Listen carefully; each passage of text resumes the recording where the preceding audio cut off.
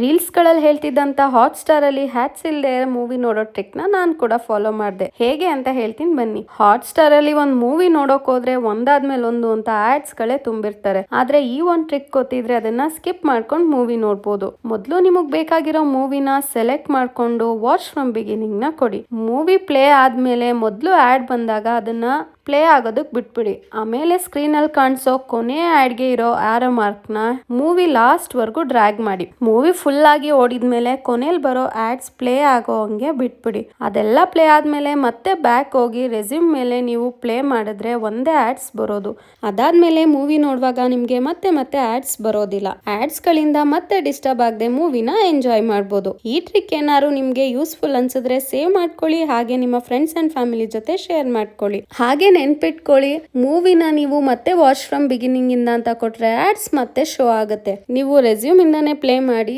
Movie screen ಮೇಲೆ ಬಂದ್ಮೇಲೆ ಹಿಂದೆಗಡೆಗೆ drag ಮಾಡ್ಕೊಂಡು ಮೂವಿನ ನೋಡ್ಬೋದು. ಹೆಚ್ಚಿನ ವಿಡಿಯೋಸ್ಗೆ ನಮ್ಮ ಪೇಜನ್ನ ಫಾಲೋ ಮಾಡೋದನ್ನ ಮರಿಬೇಡಿ. Thank you.